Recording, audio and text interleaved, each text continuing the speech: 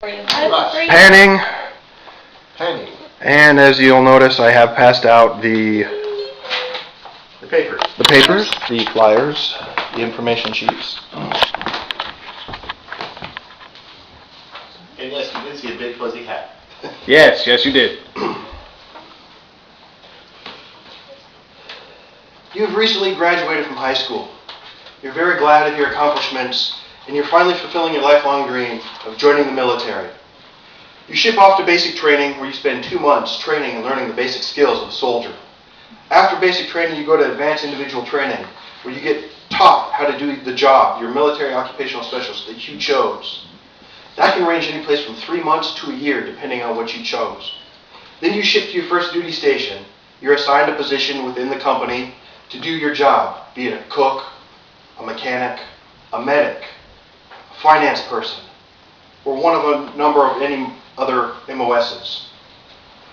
After performing your job for 4 years, you find out that you're deploying, and you finally get to do your job in a combat environment to support the troops the way you were taught to do, and the way you've always wanted to do.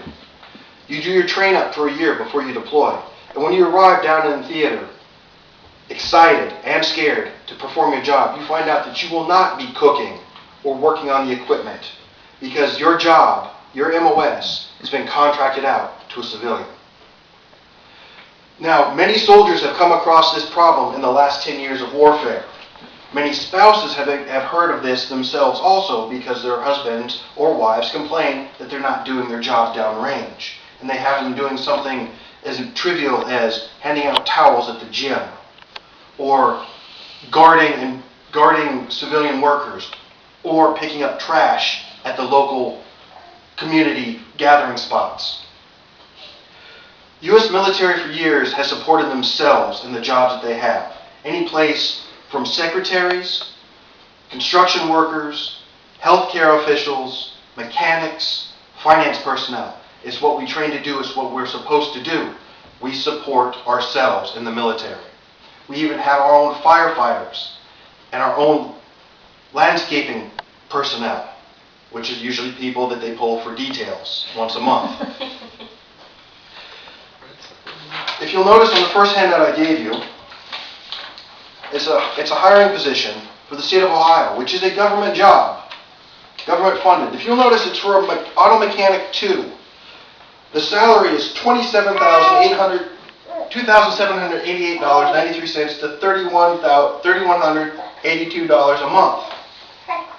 It requires 24 months experience in automotive repair. It does not state that you need to be certified in any type of automotive training, which is a requirement for civilians on the civilian side to work on a private vehicle. They must be ASE certified. It's not required here. 2 years. 48 months. 4 years. No, that's correct. All right, 24 months.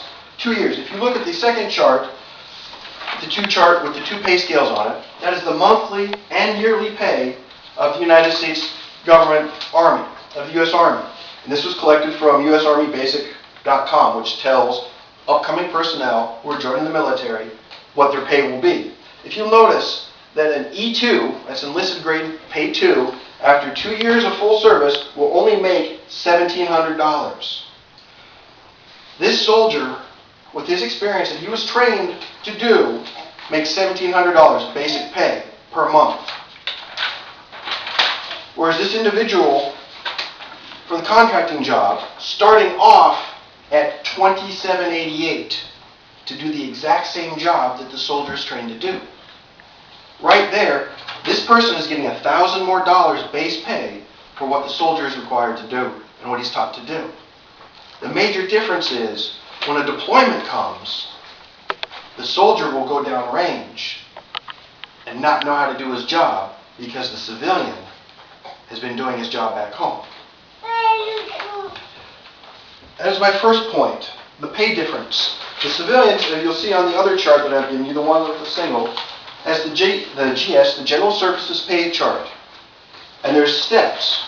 The steps are basically a yearly pay increase that the civilians get. If you'll notice, a GS 5, Step 4 Base pay is $30,000, $30,173. That's more than that private makes to start. And this soldier has 2 years in, and he's expected to live in hostile environments and sewer conditions. The second problem with having civilians perform the jobs that us soldiers are trained to do is the experience level. While it might be good that you have a civilian performing your maintenance or doing your cooking while you're here in a garrison environment, when you go down range and the soldier is required to perform a service on the equipment, he has no idea what to do. Performing a basic service on a vehicle, changing oil, inspecting filters, checking tie rods, is how a soldier learns what a vehicle has and the quirks of the quirks of the equipment. A cook trains to run a shift, to feed 1,500 soldiers for breakfast, lunch, and dinner, how to budget the food allowance for the week, for the month.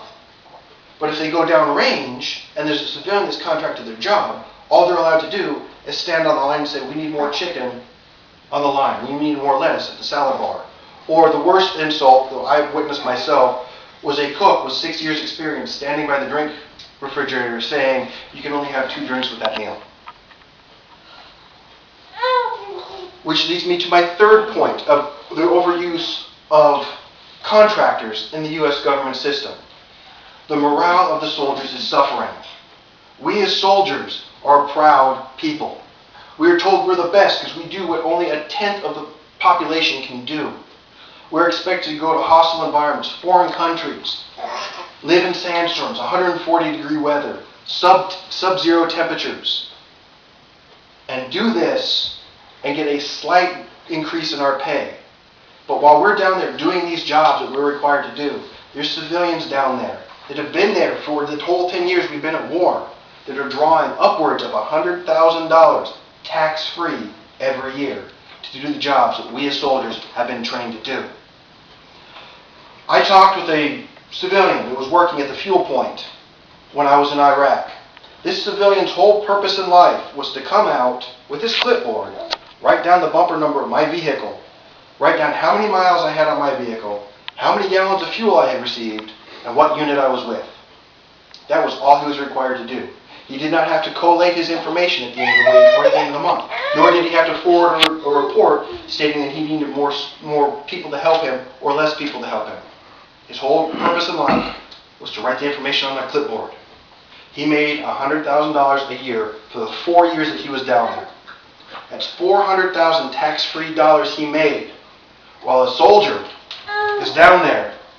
Average pay grade, usually E4. We'll say E4 with 6 years of pay, and you're looking at $28,840.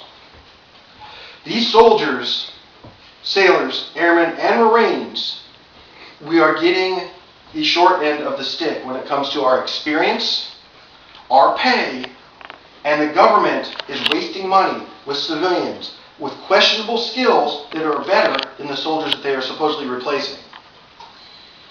I know for a fact some soldiers don't mind the idea of a civilian doing the work, especially back here in garrison. But they need these basic skills. These basic skills are what teach us leadership. These basic skills are what teach us about the equipment and make us better at what our jobs are. A cook that does not know how to run a dining facility is not doing anyone any good with their job. So, in conclusion, I would like to state, if they're attempting to save money on the budget, and they're attempting to have a more hardcore military, better trained military, we need to restrict ourselves to the number of contractors that we have and concentrate on what soldiers are trained to do and let them do their jobs. Thank you.